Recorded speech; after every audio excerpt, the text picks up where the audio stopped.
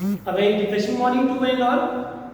Again I am here for finishing the chapter number 2, that is relation and functions.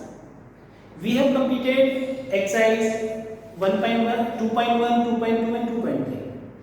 Today we will discuss the mixed exercise which is called the miscellaneous exercise this year.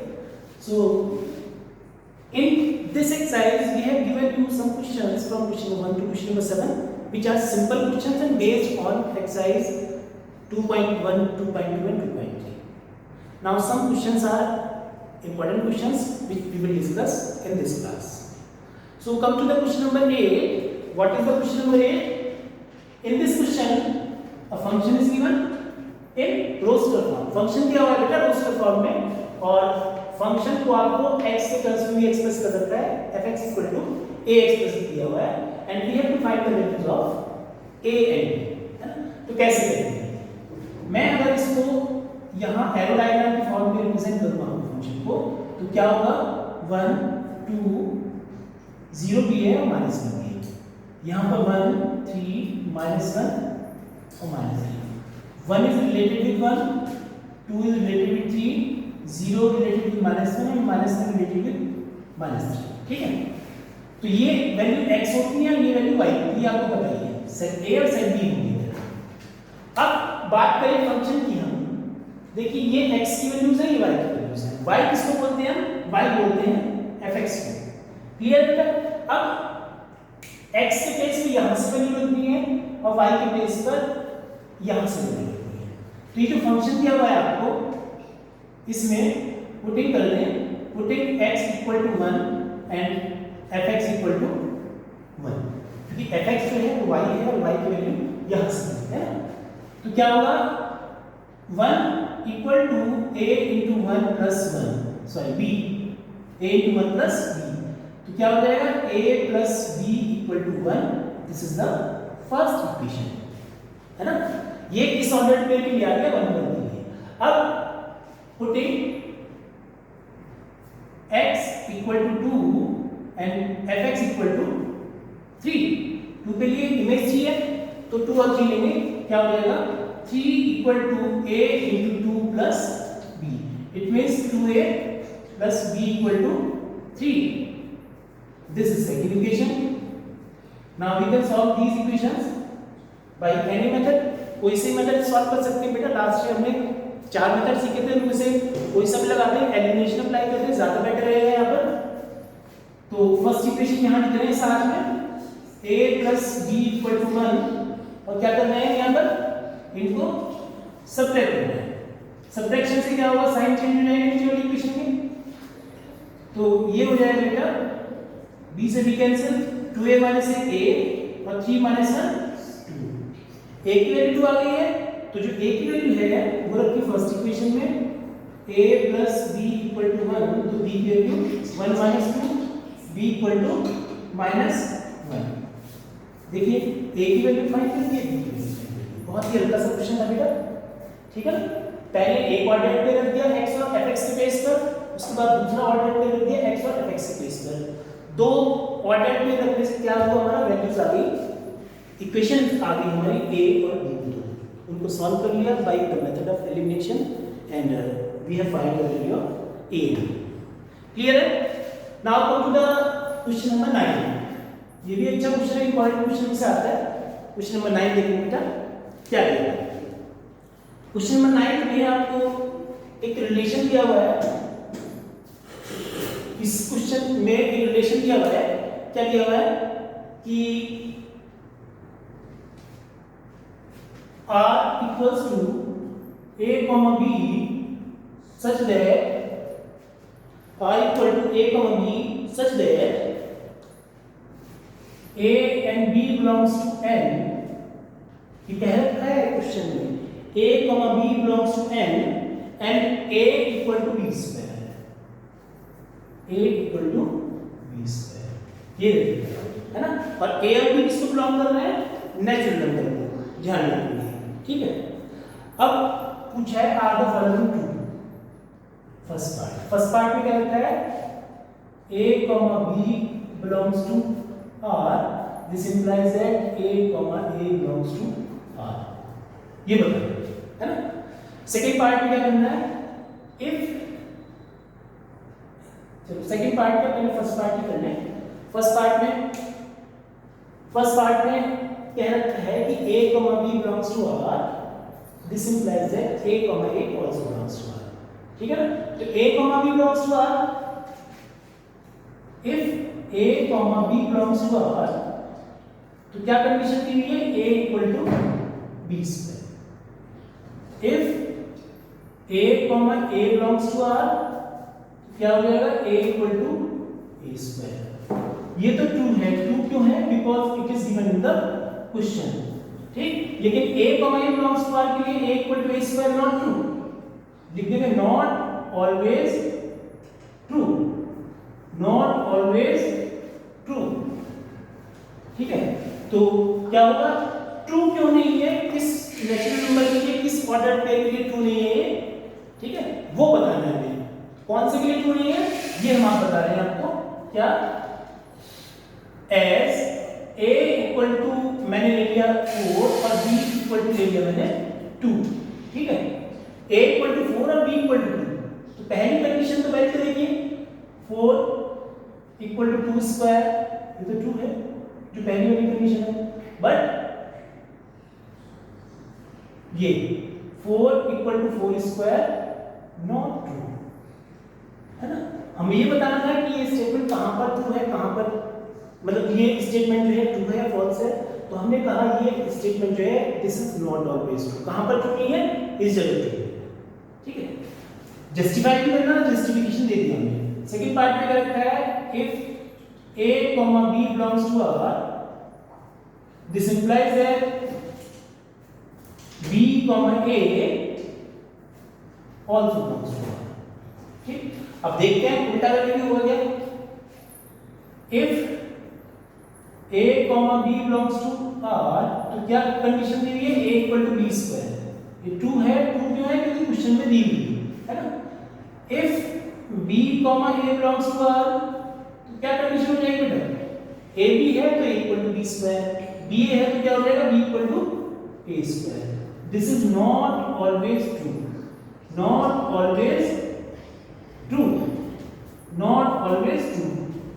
True क्यों नहीं होगा, क्योंकि बेटा example यहां पर भी दे रहा हूं मैं, एज a इक्वल टू 4 और b इक्वल टू 2, यही एग्जांपल ले लें सेम हम जो ऊपर लिया था। तो 4 equal to 2 square, this is true, but 2 equal to 4 square not true, clear. So this statement is false. अब आगे आएंगे बेटा, आगे क्या आएंगे, थर्ड पार्ट में। थर्ड पार्ट में क्या है, थर्ड पार्ट में देखिएगा, इसमें क्या होता है, if a, b belongs to R and b, c belongs to R, तो क्या a, c belongs to R भी है, तो इसको चेक करते हैं। क्या चेक करते हैं कि if a, b belongs to R, तो क्या condition, a equal to b square हो गया। if b, c belongs to R, तो क्या हो गया, b equal to c square हो गया। भाई ये भी ट्रू है और ये भी ट्रू है, ये दोनों ट्रू क्यों है, क्योंकि दोनों क्वेश्चन ट्रू है। हमें चेक करना है a, c को, if a, c belongs to R, तो क्या कंडीशन होनी चाहिए, a equal to c square। This is not true, not always true, not always true. As यहां पर भी एग्जांपल देंगे, क्यों, क्योंकि बेटा a या तो यहीं से डायरेक्टली कर ले या एग्जांपल के हेल्प से कर ले। यहां से डायरेक्टली कर सकते हैं, देखिए a equal to b square और b equal to c square. अगर मैं b के प्लेस पे c स्क्वायर इसमें रख दूं तो a इक्वल टू क्या आ जाएगा, c की power 4, not equal to c square. a equal to b के प्लेस पे c स्क्वायर रख दिया मैंने, तो कितना हो गया, c की power 4, not equal to c square, है ना। इसी से हमने फॉर्मूला निकाल दिया। आप अलग से एग्जांपल भी ले सकते हैं, लेना चाहे तो, वैसे ये भी सही है, ठीक है। तो ये क्वेश्चन भी कंप्लीट हो। Again we will start our question number 10। Question number 10 में क्या दिया हुआ है बेटा, देखिए दो सेट दिए हुए हैं, ए और बी। और एक फंक्शन दिया हुआ है। इसको हमें इसमें दो पार्ट दिए हुए हैं, ये बताना है कि ये फंक्शन रिलेशन है या नहीं है, और सेकंड पार्ट में बताना है फंक्शन है या नहीं है, और दोनों पार्ट में जस्टिफिकेशन भी देना है।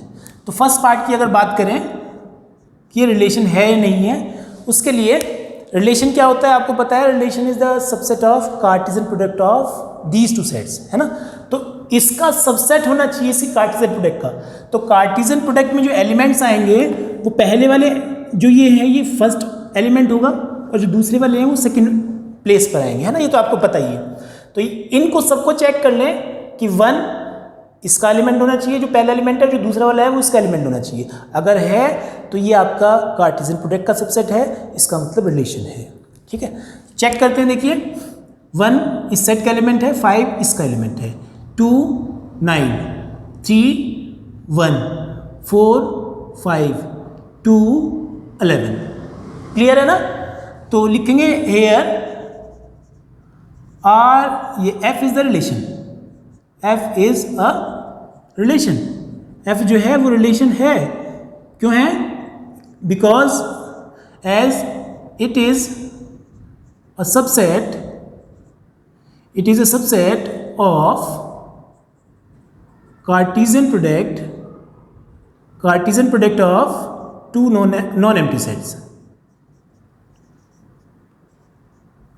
Cartesian product of A and B। non-empty set कहते हैं, A and B कहते हैं, A और B की Cartesian product का सबसेट है। अब सेकेंड पार्ट में पूछा है कि इज f फंक्शन, फंक्शन है या नहीं है। फंक्शन कब होगा? जब पहला वाला एलिमेंट रिपीट ना हो। देखते हैं 1 5 तो 1 कहीं नहीं है, 2 को चेक करें 2 9 2 11, 2 रिपीट हो रहा है, 2 की 2 इमेज हो गई है ना। तो यहाँ लिखेंगे f is not a function, f is not a function. क्यों नहीं है? लिख देंगे यहाँ पर as element 2 has 2 images, element 2 की जो है वो 2 इमेज हो रही है ना। तो ये क्वेश्चन कंप्लीट हो गया बेटा। अब नेक्स्ट क्वेश्चन को देखते हैं, क्वेश्चन नंबर 11 को। क्या दिया हुआ है क्वेश्चन नंबर 11 में? Let f be a subset of z cross z। f क्या है? Is subset of z cross z। z cross z समझते हैं ना बेटा? z क्रॉस z मतलब z की z से कार्टेशियन प्रोडक्ट। और f को डिफाइन किया हुआ है इन्होंने, एक क्या डिफाइन किया हुआ है? ए बी और a प्लस बी। यहाँ तो ए बी टाइप का एलिमेंट और यहाँ a प्लस बी टाइप का एलिमेंट आना है, such that a comma b belongs to z, a comma b belongs to z। z मतलब इंटीजर, इंटीजर समझते हैं ना, -1 -2 -3 1 2 3 with 0, these are called integers. अब हमें बताना है कि f जो है वो z से z में इंटीजर है या नहीं है। तो उसके लिए देखिए मैं आपको चेक करने के लिए सॉल्यूशन बता रहा हूँ। हमने a ले लिया 1 और b ले लिया -2, a 1 और b -2, तो a b कितना आ जाएगा देखते हैं। ये जो आपका वैल्यू है ये कितनी आ जाएगी? 1 × -2 -2। अब a प्लस b निकालते हैं, कितना आएगा? 1 -2 -1, है ना। तो ऑर्डर्ड पेयर आ गया आपका -2, -1, है ना। Let a equal to 1, a equal to -1 और b इक्वल टू 2। वैल्यू यही नहीं है, बस सिर्फ साइन चेंज कर दिया है। तो a b कितना हो जाएगा? a b हो जाएगा हमारा बेटा -1 × 2, इतना -2, और a प्लस b कितना हो जाएगा? -1 + 2 मतलब 1। तो इस बार जो है आपका ऑर्डर्ड पेयर क्या आएगा? -2, 1। मतलब यहाँ -2 की इमेज -1 है और यहाँ पर -2 की इमेज क्या है? 1 है। हेयर लिखेंगे, here element -2 has 2 images. Here element -2 has 2 images. -2 की 2 इमेजेस है, और जब -2 की 2 इमेजेस है तो क्या हो गया बेटा? implies that f is not a function, f is not a function। f जो होगा आपका वो फंक्शन नहीं होगा। कहाँ? z से z में, from z to z। Clear है बेटा? बहुत ही हल्का सा क्वेश्चन था। नेक्स्ट क्वेश्चन पर आते हैं, जो लास्ट क्वेश्चन है इस एक्सरसाइज का। एक सेट दिया हुआ है ए, सेट में एलिमेंट दिए हुए हैं 9, 10, 11, 12, 13। सेट ए में एलिमेंट दिए हुए हैं 9, 10, 11, 12 एंड 13। बात करें आगे, आगे इसमें कहा हुआ है कि f is from a to n। जो f है that is from a to n। Function जो है इस सेट से नेचुरल नंबर के सेट में है। और क्या कह रखा है, f is defined by fn equals to highest prime factor of n, highest prime factor of n, है ना। तो क्या करते हैं, देखिए fn फाइंड करना है हमें, हम बता रहे हैं आपको इनका, इसमें से जितने भी एलिमेंट हैं उनका हाईएस्ट प्राइम फैक्टर। तो 9 के अगर फैक्टर करें प्राइम फैक्टर तो क्या होंगे, 3 इंटू 3 और 3 होंगे। तो हाईएस्ट 9 के जो फैक्टर्स हैं वो 1 है, 3 है और 9 है। तो इसमें प्राइम जो है वो सबसे बड़ा प्राइम 3 है, एक ही प्राइम है इसमें, और वही 3 है, वही हाईएस्ट माना जाएगा। 10 के जो फैक्टर्स होंगे 1 होगा, 2 होगा, 5 होगा और 10 होगा। 1, 2, 5, 10, इनमें सबसे बड़ा प्राइम नंबर कौन सा है, 5। बात करें 11 की, 11 का तो अपने आप में ही प्राइम नंबर है 11। बात करें 12 की, 2, 3, 4, भाई 1, 2, 3, 4, 6, 12, इनमें सबसे बड़ा प्राइम फैक्टर 3 जो आ चुका है पहले ही, और 13 अपने आप में प्राइम नंबर है ही। तो हमें निकालना क्या था इस क्वेश्चन में, इस क्वेश्चन में निकालना था रेंज ऑफ एफ, रेंज निकालनी थी। तो रेंज जो हो जाएगी बेटा ये हो जाएगी, एफ एन जो हो जाएगा ये आ जाएगी, मतलब इसको हम रेंज कह सकते हैं। क्या कह सकते हैं, रेंज। यहां सिंपल रेंज लिख दें, या एफ एन भी लिख सकते हैं, एफ एन भी कोई दिक्कत नहीं है, मैं रेंज से रिप्रेजेंट कर रहा हूं, ठीक है बेटा। This is range answer. So बेटा this chapter has been completed, chapter number 2 relations and functions complete हो चुका है। अब जो नेक्स्ट वीडियो आएगी बेटा उसमें आपका चैप्टर नंबर 3 शुरू होगा, which is trigonometric function. Important chapter है वो भी, और बेसिकली 12th क्लास के लिए तो बहुत ज़्यादा इम्पॉर्टेंट है। तो क्लास 11th की ट्रिग्नोमेट्री क्या कहेंगे बेस है क्लास 12th के लिए। बहुत सारे फॉर्मूले होंगे, बहुत ही इंपॉर्टेंट टॉपिक है, ध्यान से समझना, ठीक है। तो अब आपका ये चैप्टर कंप्लीट हो चुका है। On Saturday your test will be there, है ना, for this chapter, and from Monday onwards will start our new chapter, chapter number 3 trigonometric functions. Till then, thank you. Stay happy and safe at your home. Have a nice day.